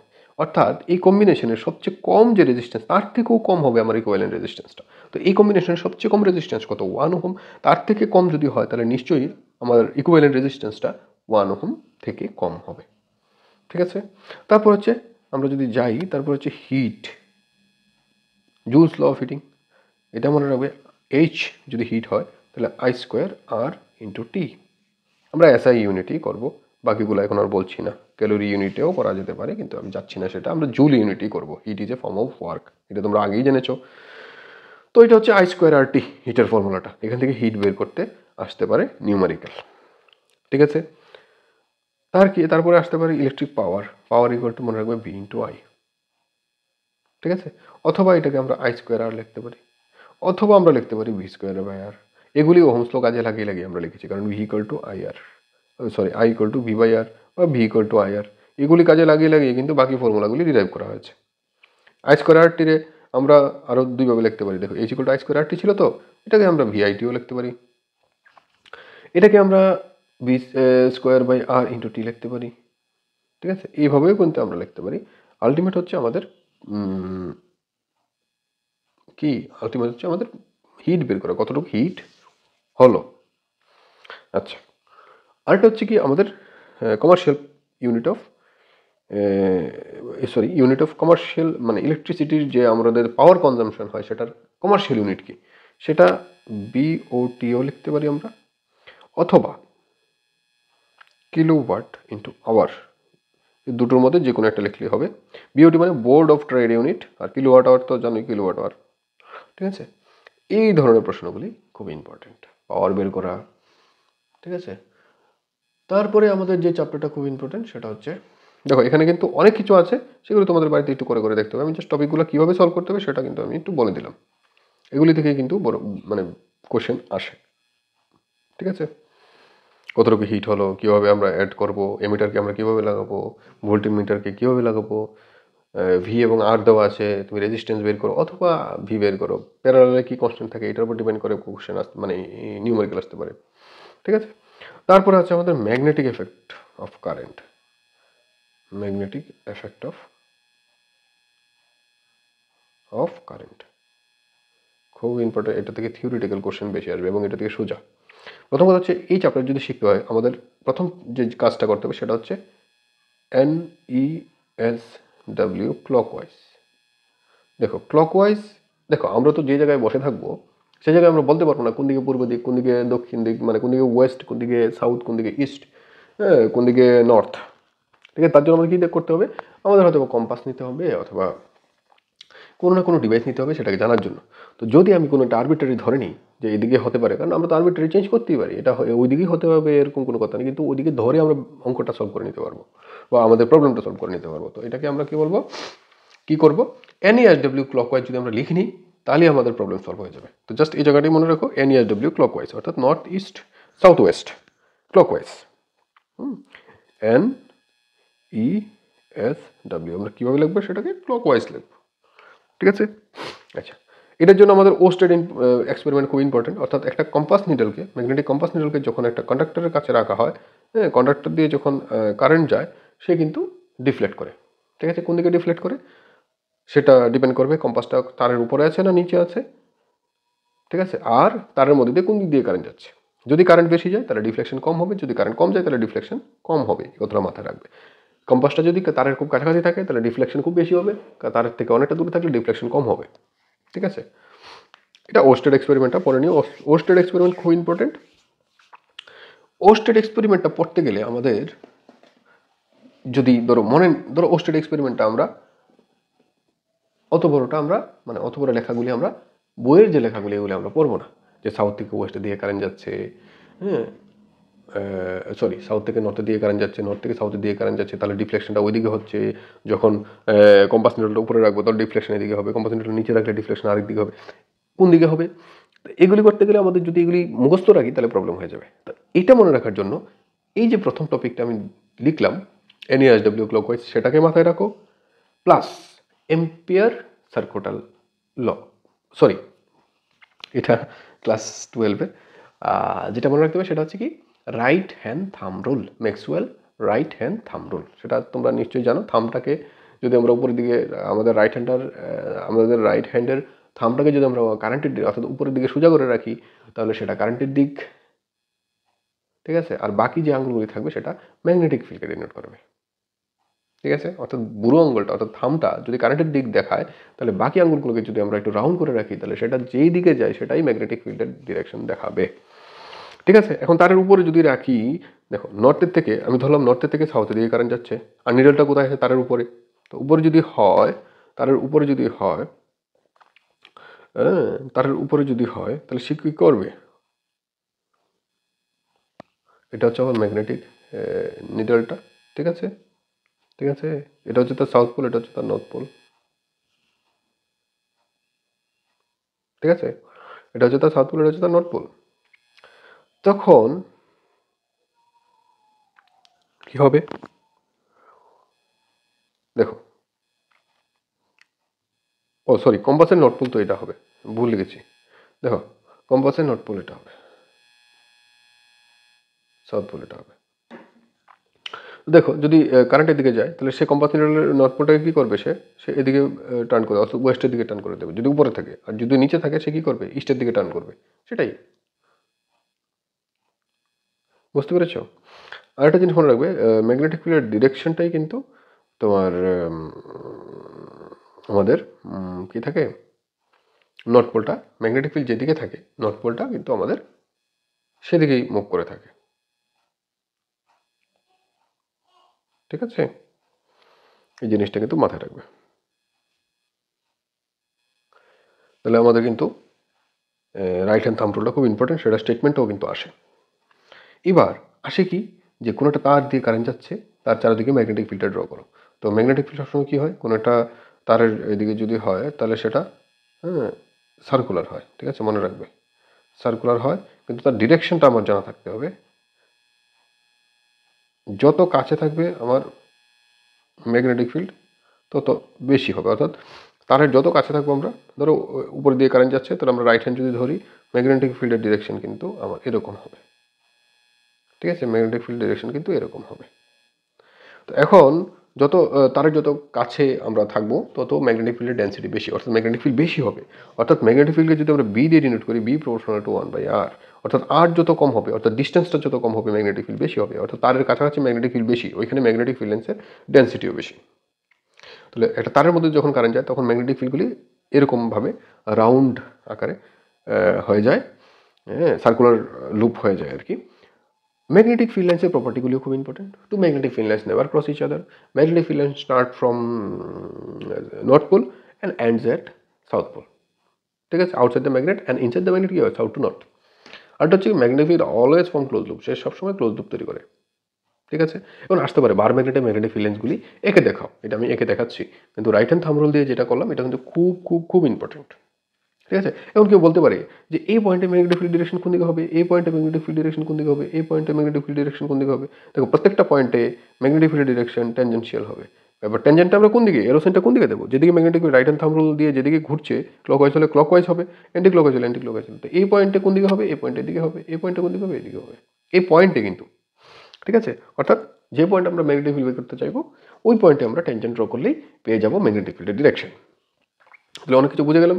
এখন বার ম্যাগনেটে যদি আমরা ড্র করি ম্যাগনেটিক ফিল্ড লাইন্স, তাহলে দেখো বার ম্যাগনেট মানে এরকম NS, ঠিক আছে, এন পোল থেকে সাউথ পোলে আসবে, এন পোল থেকে সাউথ পোলে আসবে, অনেক বড় বড় হবে তো এগুলি, ঠিক আছে। এই যে সাউথ পোলে ঢুকছে, সাউথ পোলে ঢুকছে, কোথেকে বেরোচ্ছে, নর্থ পোল থেকে বেরোচ্ছে, নর্থ পোল থেকে বেরোচ্ছে, নর্থ পোল থেকে বেরোচ্ছে সব, ভিতরে কী হবে সাউথ থেকে নর্থের দিকে যাবে, ঠিক আছে।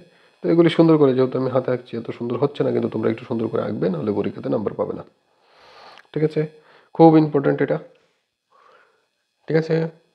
আশা করি বুঝতে পেরেছো। বার ম্যাগনেটে ম্যাগনেটিক ফিল্ড লাইন্স আমরা ড্র করে ফেলেছি। মনে রাখবে two magnetic field lines never cross each other, এটা রিজনও আসে কেন এটা হয়।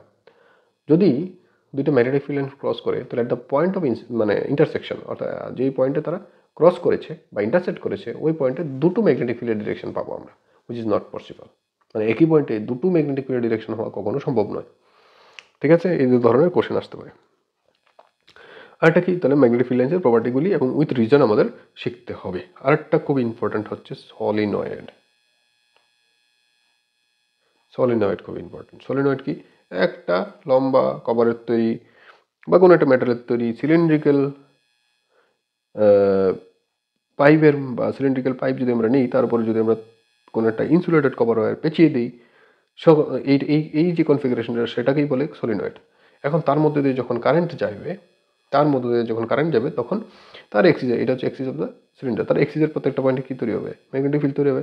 বাইরে ম্যাগনেটিক ফিল্ড আমাদের জিরো হয়, এটা সলিনয়েডের বাইরে ম্যাগনেটিক ফিল্ড জিরো হয় due to the different direction of currents. মানে কারেন্ট বিভিন্ন লুপ থাকে, তো অতটা আমাদের এখন আমি বলবো না, যেহেতু পরীক্ষা চলে এসছে।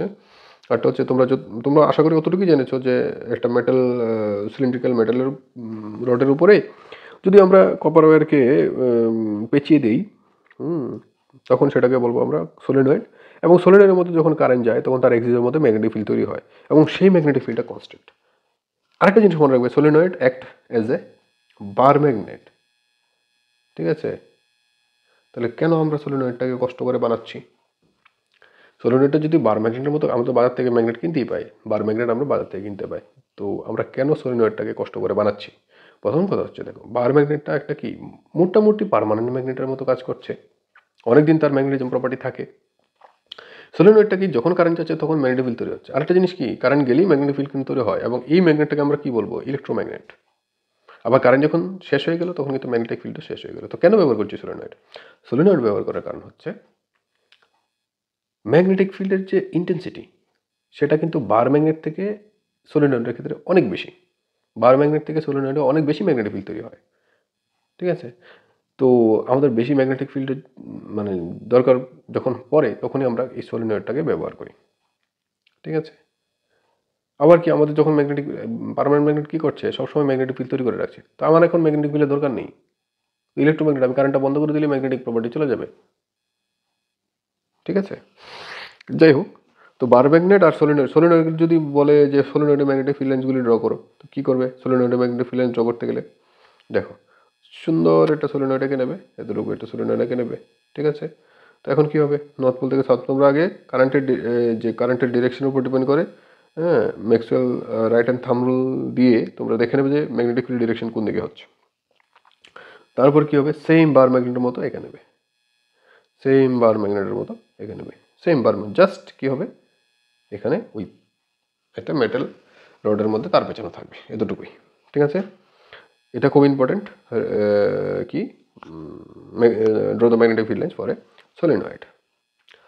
এটাই। আর কোনো একটা রডের মধ্যে দিয়ে যখন কারেন্ট যায়, ধরো কোনো একটা ম্যাগনেটিক, এই ধরনের ম্যাগনেটও আছে। ঠিক আছে, এই ধরনের ম্যাগনেটও আছে, সেটাকে বলে হর্সো ম্যাগনেট, ধরো এনএস এখানে আছে।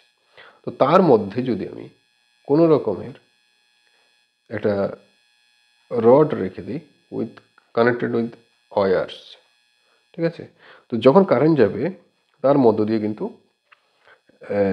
সে একটা ম্যাগনেটিক ফিল্ড তৈরি করবে, সে অলরেডি একটা ম্যাগনেটিক ফিল্ডের মধ্যে আছে। তো সে যখন কারেন্ট যাবে তখন এই রডটার কী হবে, ডিফ্লেকশন হবে। ঠিক আছে, এই রডটার কী হবে, ডিফ্লেকশন হবে। যত কারেন্ট বেশি যাবে ডিফ্লেকশন তত বেশি হবে। ডিরেকশনটা কি, কোন ল দিয়ে বের করবো আমরা? ডিরেকশনটা বের করবো ফ্লেমিং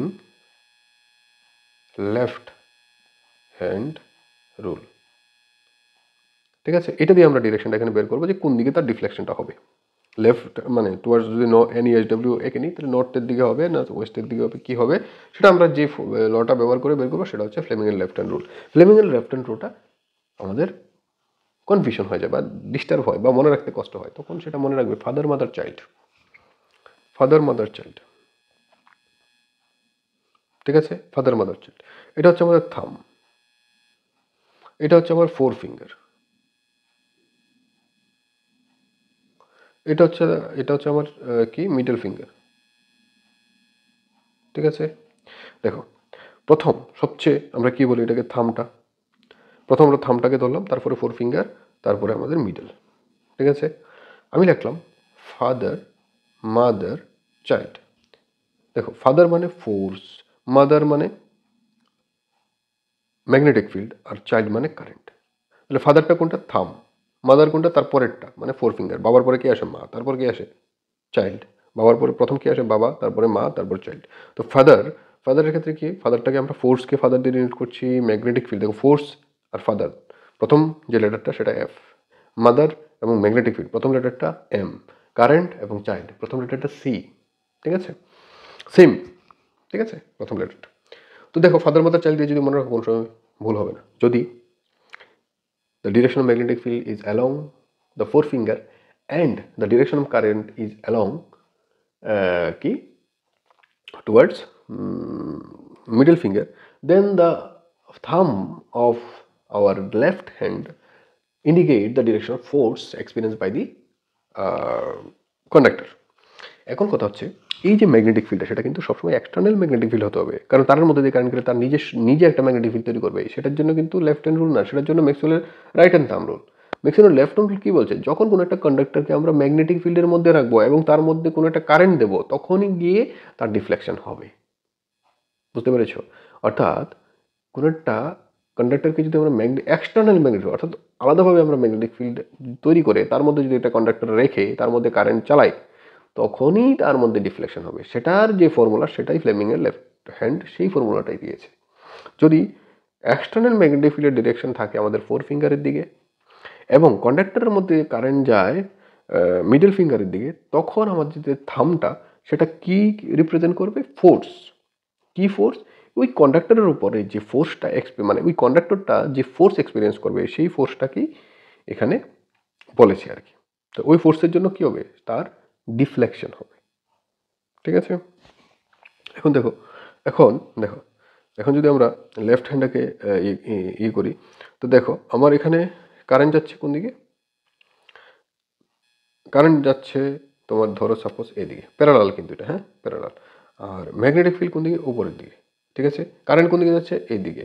ম্যাগনেটিক ফিল্ড কোন দিকে? উপরের দিকে। তখন এই যে আমার এটা কিন্তু প্যারালাল, তো প্যারালাল যে ধরো এটা এইভাবে টাঙানো আছে আর কি, হ্যাঁ, এই প্যারালাল যে কন্ডাক্টরটা আছে সেটা কোন দিকে ডিফ্লেক্ট করবে? সেটা কিন্তু এদিকে ডিফ্লেক্ট করবে। ঠিক আছে, এখন এটার মধ্যে NESW যদি আমরা আঁকি, তারপরে ওইটা দিয়ে আমরা রেফারেন্স নিয়ে বলতে পারবো যে তার দিকে করেছে বা তার উল্টা দিকে করেছে, এরকমভাবে আমরা লিখতে পারবো, বা টুয়ার্ডস নর্থ বা এও ফ্রম দ্য নর্থ, এরকমভাবে আমরা লিখতে পারবো। আরেকটা হচ্ছে কি, এখানে বলতে পারে যে কারেন্টের ডিরেকশন চেঞ্জ করে দিয়েছে, তাহলে কারেন্টের ডিরেকশন চেঞ্জ হলে কিন্তু ম্যাগনেটিক ফিল্ডের ডিরেকশনও চেঞ্জ হয়ে যাবে, ডিফ্লেকশনের ডিরেকশনও চেঞ্জ হয়ে যাবে। যদি আগে রাইটের দিকে ডিফ্লেকশন হতো, এখন লেফটের দিকে ডিফ্লেকশন হবে। তো এই জিনিসগুলি মাথায় নিয়ে যাবে। আশা করি ফিজিক্স পার্টটা পুরোটা কভার করে দিয়েছি। এই টপিকগুলি নিয়েই একটু পরে টরে যাবে, দেখবে সব অ্যান্সার তোমার চোখের সামনে থাকবে, আনসার করতে পারবে। অ্যাকচুয়ালি ফিজিক্সটা আনসার করতে গেলে কিন্তু বুঝে যেতে হবে, না বুঝে অ্যান্সার মানে মুখস্থ করে ফিজিক্স কিন্তু হবে না। ঠিক আছে, আমরা বুঝতে পেরেছি আশা করি। যে টপিকগুলো নিয়ে ডিসকাস করেছি এই টপিকগুলো, কারণ একই ভিডিওর মধ্যে যেহেতু টপিকগুলো সবগুলো নিয়ে এসেছি, তাহলে অনেক কিছু ছেড়ে মানে সামারাইজ করে কিন্তু আমি বলেছি। তার মধ্যে যদি কোনো কনফিউশন থাকে বা কোনো কিছু জানতে লাগে বা আমার কথা বলাতে যদি কোনো কিছু ভুল হয়ে থাকে, সেটাকে কিন্তু চেষ্টা করবে, যদি এরকম থাকে তাহলে কমেন্টে জানানোর জন্য। Thank you. পরবর্তীতে চেষ্টা করবো আরও ভিডিও আনার জন্য, যদি ভালো রেসপন্স পাই। Thank you.